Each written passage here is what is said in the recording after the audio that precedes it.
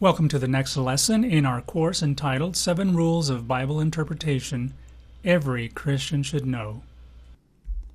In this lesson, we want to finish up rule number 4, Word Up. As we mentioned in previous lessons, Word Up is a tool that allows you to go deeper into a particular term within your passage.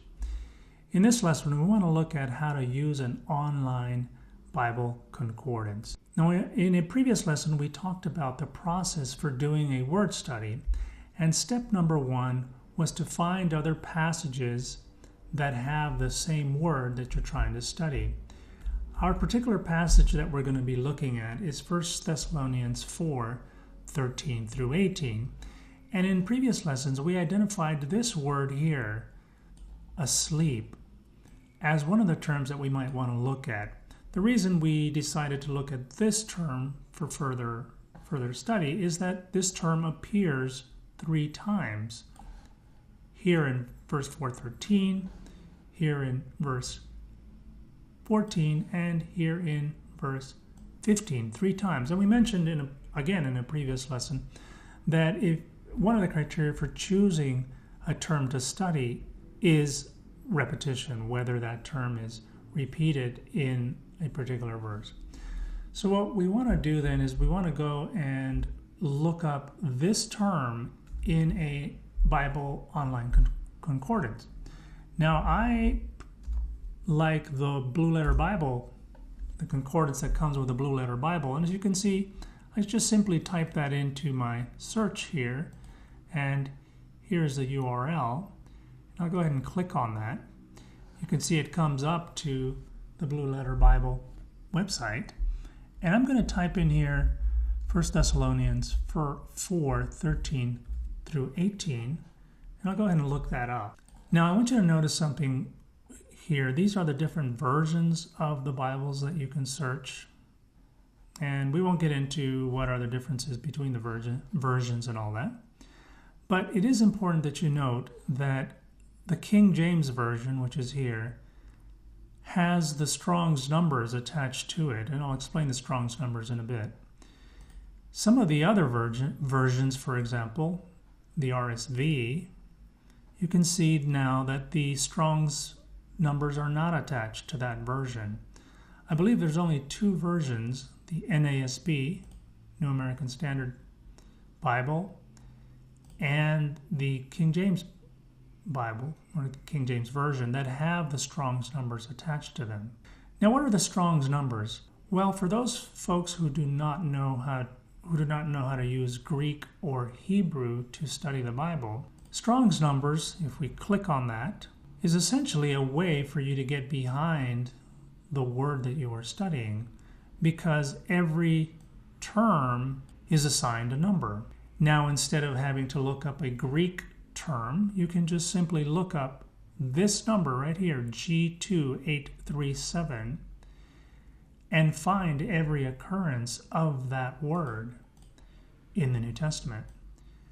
Now, the reason you want to be working with the Greek terms is because sometimes the English translations will be somewhat misleading, and I can give you an example of love. In Greek, there are several terms to describe love. There's brotherly love, and there's erotic love, and then there's the love that God has for his people. All of those 3 terms are typically translated in English as love. But in Greek, you have 3 different terms. And so it's important that you work with the number in order to make certain that you are talking about the same word. In any case, when you search for your text, it comes up here. If you click on this Strong's here, it gives you the Strong's number for each of the words.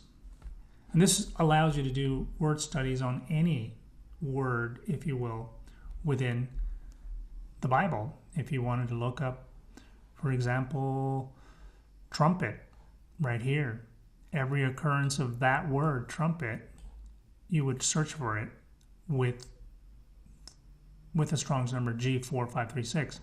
In our case, we want G2837. If we click on that number, you can see that it brings up that word and all of the text associated with that word. It brings up a ton of information about that word. First of all, if you know how to use Greek, you have the Greek word here, koimao, but you also have what's called a transliteration. That's just the English pronunciation of this Greek term. You could also listen to the pronunciation if you wanted to know how it sounded. Then you have the Vine's Expository Dictionary, which is an entry for that particular term. This already provides you a wealth of information on that term. You could simply read this, grab a few notes, and you would already know a whole lot more about that word than before. Down here you have some definitions of that word. And as you go further on down, you can see then here are all the verses that use that term. And that's an important thing, because in a word study, like the word study that we're learning in the 7 Rules of Bible Interpretation that every Christian should know, what we're looking for is how that word is used in other parts of the New Testament. In the case of this word, koimao, falling asleep, it's only applied to Christians in the New Testament. It's never applied to non-Christians. The other thing is it kind of describes a restful state. In other words, instead of describing people as being dead, the term that's most often used is they've fallen asleep. It's a temporary thing, right? It's a temporary rest from the troubles of the world, so on and so forth. And so the online Bible Concordance allows you to look at all the verses that have that word. And then you can continue on in your word study, which is to gather up all the verses and then restate and summarize the idea in each text. Step number 3 is to synthesize all the ideas into larger concepts. And this is a procedure that we looked at in a previous video. So this video is only about using an online Bible Concordance. I encourage you to use it, particularly when you're using rule number 4, word up, in our 7 Rules of Bible Interpretation every Christian should know. May the Lord bless you, and may the Lord bless you as you read and study His Word.